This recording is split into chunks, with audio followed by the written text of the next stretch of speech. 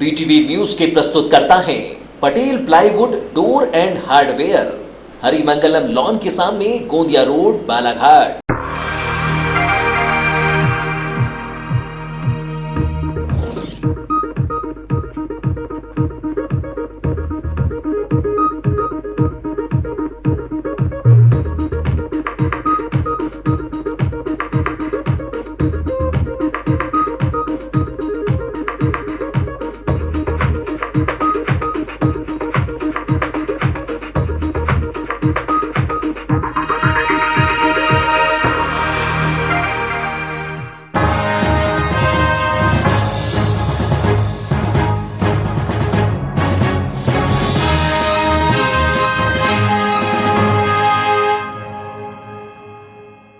नमस्कार, BTV news के इस बुलेटिन में आपका स्वागत है। सबसे पहले आइए एक नजर डालते हैं आज की कुछ खास खबरों पर।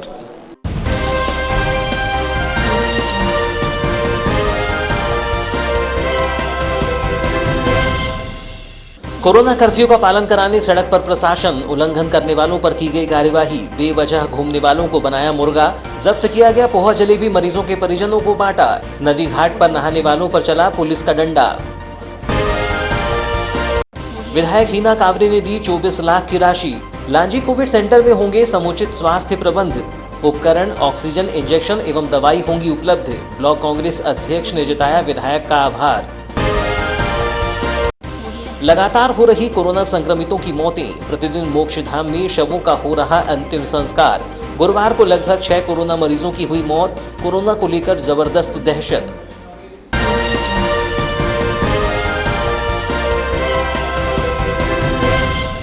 और अब समाचार विस्तार से। जिले में कोरोना संक्रमण को फैलने से रोकने के लिए आगामी 7 मई तक के लिए कोरोना कर्फ्यू लागू किया गया है। कोरोना कर्फ्यू का उल्लंघन करने वालों पर प्रशासन द्वारा कार्यवाही भी की जा रही है। इसी कड़ी में जहां 28 अप्रैल की रात्रि में पुलिस विभाग के अमले ने बिना किसी कारण के घूम रहे लोगों पर कार्यवाही की, तो वहीं 29 अप्रैल को तहसीलदार रामबाबू देवांगन एवं नगर पुलिस अधीक्षक कर्णेश श्रीवास्तव द्वारा अपनी टीम के साथ विभिन्न स्थानों पर कार्यवाही की गई है। सूचना मिलने पर राजस्व विभाग और पुलिस विभाग की टीम द्वारा वैनगंगा नदी के बजरंग घाट एवं शंकर घाट में सुबह तैरने एवं नहाने वालों को पकड़ा गया और चेतावनी दी गई कि वे कोरोना कर्फ्यू का उल्लंघन न करें, अन्यथा उनके विरुद्ध वैधानिक कार्यवाही की जाएगी।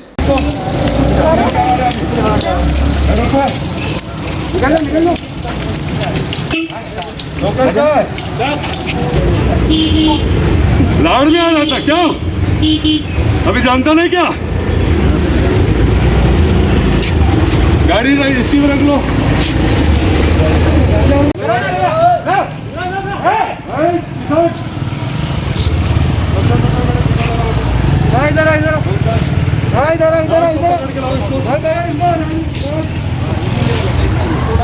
और उसे घुमाओगे, लॉकडाउन का पालन करोगे। जिसके बाद गर्रा में पोहा जलेबी की दुकान खुली पाए जाने पर दुकान का पोहा जलेबी एवं चाय को जब्त कर जिला चिकित्सालय बालाघाट में भर्ती मरीजों के परिजनों को वितरित कर दिया गया। गर्रा की इस दुकान के संचालक को चेतावनी दी गई है कि वह कोरोना कर्फ्यू की अवधि में अपनी दुकान न खोले, अन्यथा उस पर जुर्माना लगाया जाएगा। और तू क्या? तेरा नाम क्या है? गनीराम चौधरी। ये भी तेरे देवर है? नहीं मैं ये बुकिंग कर रहे थे। किससे मेरी बात कर रहा हूँ ना, किसने बुकिंग करी? मैं दिमाग में था। अधिकारियों की इस टीम ने जांच के दौरान अनावश्यक रूप से सब्जी का ठेला लेकर घूमने वालों के ठेलों को जब्त किया है। इसी प्रकार कोरोना कर्फ्यू के दौरान कुछ किराना दुकानों की खुली पाए जाने पर उनसे बॉन्ड भरवाया गया और उन्हें चेतावनी दी गई कि उसके बाद उनकी दुकानें खुली पाई जाएंगी तो उन पर बड़ा जुर्माना लगाया जाएगा। इस टीम ने सड़कों पर अनावश्यक रूप से घूम रहे लड़कों को पकड़कर उनसे सजा के तौर पर बैठक लगवाई और चेतावनी दी कि अगली बार अनावश्यक घूमते पाए जाने पर पुलिस के लॉकअप में बंद कर दिया जाएगा। अधिकारियों की इस टीम में नायब तहसीलदार शोभना ठाकुर, मुख्य नगरपालिका अधिकारी सतीश मरसेनिया, नगरपालिका एवं पुलिस का अमला शामिल था। तो भी गिना पीछे वाले जोर से गिन, हमको नहीं आवाज आ रही।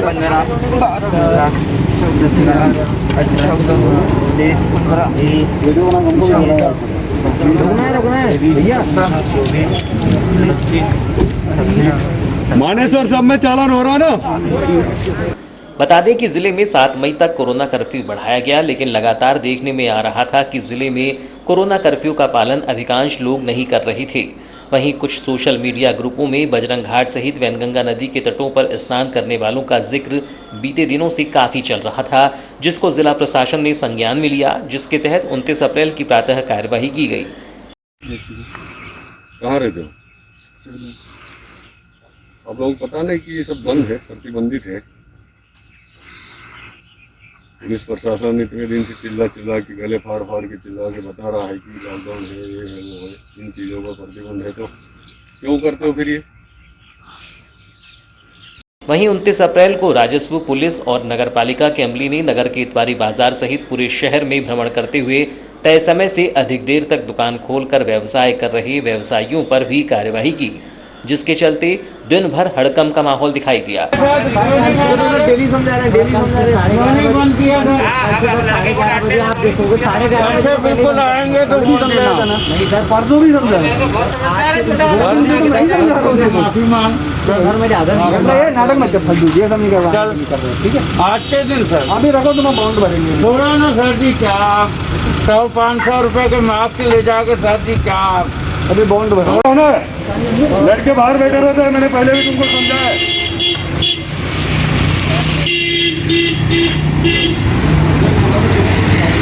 बता दें कि कोरोना कर्फ्यू के दौरान थोक फल एवं सब्जी मंडी केवल नगर पालिका में रजिस्टर्ड व्यापारियों के लिए प्रातः 4 से 8 बजे तक खुली रहेगी। हाट ठेला, सब्जी व फल व्यापारी प्रातः 6 से दोपहर 12 बजे तक मोहल्ले में जाकर सब्जी व फल का विक्रय कर सकेंगे, जिसके बाद दिखाई देने पर चालानी कार्रवाई की जाएगी। कोरोना संक्रमण की दूसरी लहर बेकाबू होने के बाद स्वास्थ्य सुविधाओं और चिकित्सा तंत्र को मजबूत किए जाने के प्रयास हो रहे हैं। ऐसे में जनप्रतिनिधियों की भूमिका भी अहम हो जाती है। लांजी विधायक हिना कावरे ने जहां कोविड सेंटर का निरीक्षण किया, वहीं उन्होंने लांजी कोविड सेंटर के लिए 24 लाख रुपए की राशि दी है, जिससे कोरोना मरीजों का समुचित इलाज सुनिश्चित किया जा सके। लांजी क्षेत्र में कोरोना का प्रकोप गंभीर स्थिति में है। ऐसे में पूर्व विधानसभा उपाध्यक्ष लांजी विधायक हिना कावरे लगातार परिस्थितियों पर नजर रखे हुए हैं। समय समय पर चिकित्सकों के साथ वे चर्चा कर बैठकें कर कोरोना संक्रमण की रोकथाम के लिए उपाय योजना पर कार्य कर रही हैं।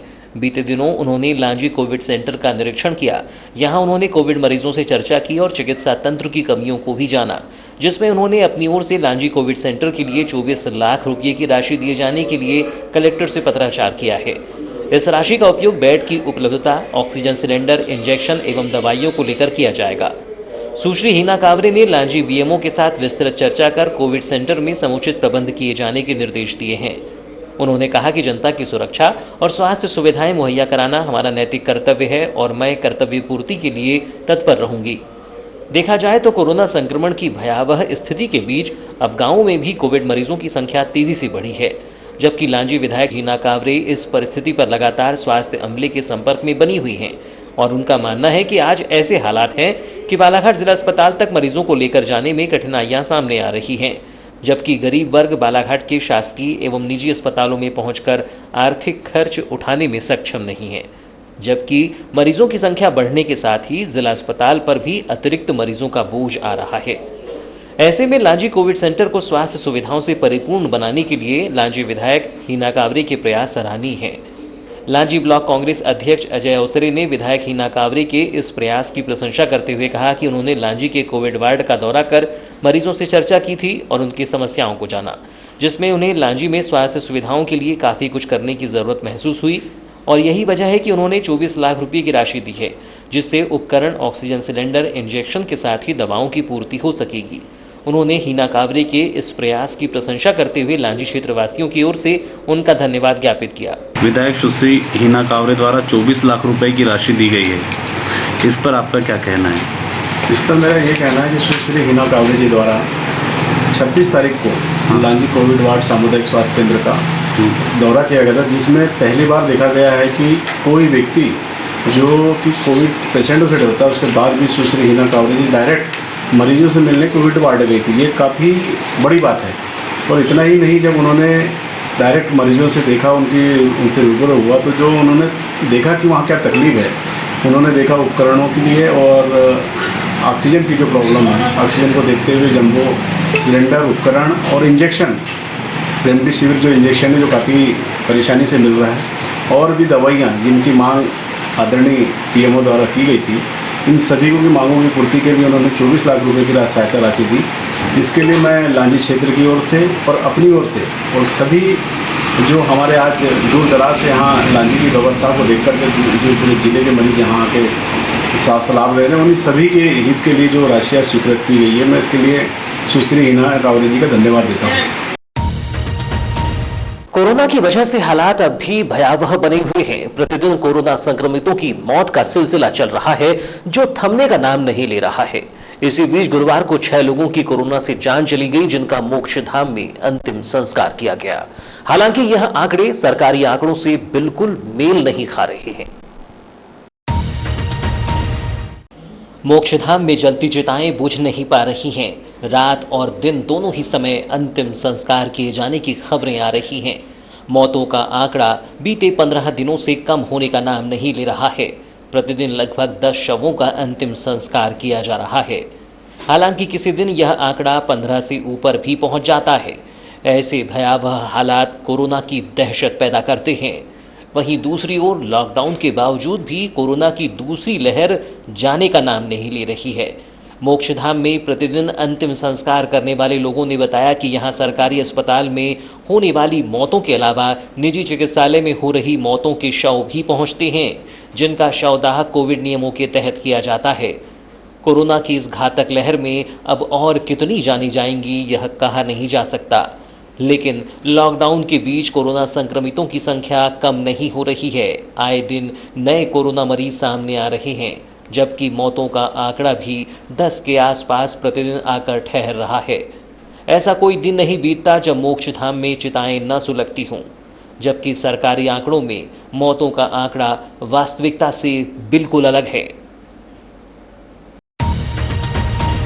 लांजी विधानसभा क्षेत्र के पूर्व विधायक किशोर समृद्धि 28 अप्रैल से अपनी 29 सूत्रीय मांगों को लेकर 7 दिवसीय अनशन पर बैठकर शासन प्रशासन से मांगी पूरी करने का आग्रह कर रही हैं।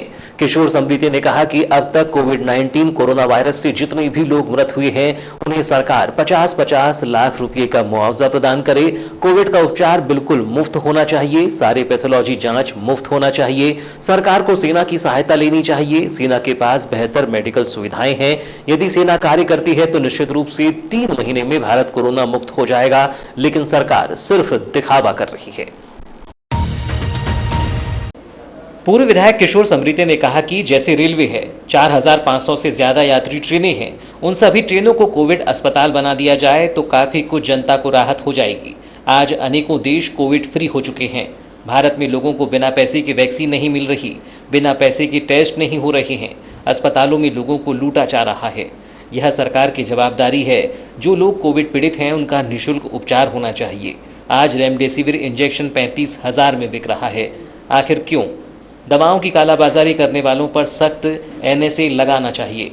बालाघाट में 25 ऑक्सीजन सिलेंडर चोरी हो गए। पूरा पुलिस प्रशासन जानता है कि किसने ऑक्सीजन सिलेंडर चोरी किए हैं, किसके यहाँ बरामद हुए, लेकिन उस पर कोई कार्रवाई नहीं हुई है। मध्य प्रदेश में चिकित्सा व्यवस्था को लेकर कहा कि पूरे प्रदेश में इस तरह के अस्पताल बने हैं कि स्कूल कॉलेज बनाया गया हो, कहीं पर वेंटिलेटर नहीं है, कहीं पर ICU नहीं है, तो कहीं पर डॉक्टर बिल्कुल नहीं है। बालाघाट जिला चिकित्सालय और अन्य तहसीलों की जो चिकित्सा व्यवस्थाओं को लेकर क्या कहेंगे? देखिए, बालाघाट जिले की नहीं, मैं तो पूरे मध्य प्रदेश की बात कर रहा हूँ। मध्य प्रदेश में जिस तरह के हॉस्पिटल बने, ऐसा लगा जैसे स्कूल कॉलेज बनाया। कहीं पे वेंटिलेटर नहीं है, कहीं पे ICU नहीं है, डॉक्टर तो बिल्कुल है ही नहीं। तो सरकारों ने भारत में जो अभी कोविड में जो स्वरूप देखने आया, भारत में अब तक राजनीति भी धर्म और जाति की, विकास की राजनीति नहीं है। तो धर्म और जाति की राजनीति का ये भयावह स्वरूप है। अगर ये राजनीति देश में विकास को लेके होती, डेवलपमेंट को लेके होती, तो मैं समझता हूँ बहुत समय नहीं लगता भारत में कोविड फैल ही नहीं पाता। आप जो अनशन पे है अभी कि एक निश्चित काल तक अनशन बैठे हैं? जी, मैं अभी पहला तो 7 दिन का दिया, उसके बाद अनिश्चित काल का मैं करा हूँ। सरकार हमारी बात सुने न सुने, उससे क्या फ़र्क पड़ता है भाई। हमारी बातें जनता तक पहुँचना चाहिए। और सरकार चूँकि हमारी सारी मांगें जिनाइन है, और या आप देखा होगा लॉकडाउन में बच्चे स्कूल नहीं जा पा रहे हैं। बच्चों को 2 साल का आपने जनरल प्रमोशन नहीं दिया। व्यापारी का दुकान बंद है और बिजली का बिल पहुंच रहा है। व्यापारियों ने दुकान बंद करके रखा, बैंक वाले उनके दरवाजे पहुंच रहे हैं। तो बैंक की सारी किस्त और बच्चों का बिजली के सारे बिल, सारे लोगों के, सारी जनता के बिजली के बिल माफ़ होना चाहिए। बच्चों के जनरल प्रमोशन होना चाहिए। व्यापारियों की सारी EMI माफ़ होना चाहिए। और सरकार को जो 3 लाख करोड़ का जो पैकेज दिया है उसका किसी को कोई लाभ नहीं है। वकील भूखे मर रहे हैं, दूसरे सारे लोग भूखे मर रहे हैं। सिर्फ और सिर्फ सरकारी तंत्र के पास पैसा है और कोई। समृद्धि ने आगे कहा कि मैं भी 7 दिवसीय अनशन पर हूं, इसके पश्चात अनिश्चितकाल के लिए अनशन पर रहूंगा। हमारी सारी मांगे वाजिब है। आज बच्चे स्कूल नहीं जा पा रहे हैं, व्यापारी की दुकान बंद है और बिजली का बिल पहुंच रहा है। बैंक वाले उनके दरवाजे पर पहुंच रहे अपनी किश्त वसूल लें। सारी जनता के बिजली बिल माफ़ होना चाहिए। बच्चों को जनरल प्रमोशन मिलना चाहिए। व्यापारियों की सारी बैंक किश्तें माफ़ होना चाहिए। सरकार ने जो 3 लाख करोड़ का पैकेज दिया है उसे किसी को कोई लाभ नहीं है। सारे लोग भूखे मर रहे हैं। सिर्फ और सिर्फ सरकारी तंत्र के पास पैसा है। सरकार और अधिकारी बेलगाम हो गए हैं। 28 अप्रैल को प्राप्त रिपोर्ट में बालाघाट जिले के 128 मरीजों के सैंपल कोरोना पॉजिटिव पाए गए हैं। इस प्रकार जिले में कोरोना के एक्टिव मरीजों की संख्या 1172 हो गई है। राहत की बात है कि बड़ी संख्या में कोरोना पॉजिटिव मरीज ठीक हो रहे हैं। 28 अप्रैल को 139 कोरोना पॉजिटिव मरीजों के ठीक हो जाने पर उन्हें अस्पताल से डिस्चार्ज कर दिया गया है। मुख्य चिकित्सा एवं स्वास्थ्य अधिकारी डॉक्टर मनोज पांडे ने बताया कि बालाघाट जिले में 28 अप्रैल तक कुल 6,436 मरीज कोरोना पॉजिटिव पाए गए हैं। इनमें से 5,227 मरीज ठीक होकर अपने घर जा चुके हैं। 28 अप्रैल को 139 मरीजों की ठीक होने पर उन्हें डिस्चार्ज कर दिया गया है। 28 अप्रैल को जिले में कोरोना से 2 मरीजों की मृत्यु हुई है। इस प्रकार जिले में 28 अप्रैल तक 37 मरीजों की मृत्यु हो चुकी है। कोरोना पॉजिटिव 1,172 मरीजों में से 835 मरीजों को होम आइसोलेशन में रखा गया है। 92 मरीजों को अस्पताल के आइसोलेशन बेड पर रखा गया है। 230 मरीजों को ऑक्सीजन सप्लाई वाले बेड पर और 15 मरीजों को ICU में रखा गया है। बालाघाट जिले में 28 अप्रैल तक कोरोना टेस्ट के लिए 1,04,446 सैंपल लिए जा चुके हैं। आखिरकार स्थानीय अंबेडकर मंगल भवन में बनने वाला बहुप्रतीक्षित कोविड केयर सेंटर शुक्रवार से प्रारंभ होने जा रहा है। शुक्रवार से कोरोना से प्रभावित जितने भी मरीज आएंगे उन्हें अंबेडकर मंगल भवन में ही भर्ती किया जाएगा। इस कोविड केयर सेंटर के लिए BMO सहित 3 MBBS चिकित्सक के साथ ही आयुष चिकित्सक, स्टाफ नर्स, वार्ड बॉय आदि की ड्यूटी चार्ट जारी कर दिया गया है। इस आशय की जानकारी कलेक्टर दीपक आर्य ने कोविड केयर सेंटर के निरीक्षण के बाद मीडिया कर्मियों से चर्चा के दौरान दी।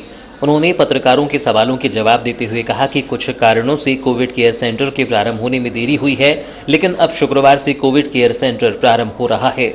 वर्तमान में शासकीय चिकित्सालय वारासिवनी में भी कोरोना संक्रमित मरीजों का इलाज चल रहा है, उसमें किसी प्रकार की कमी नहीं है।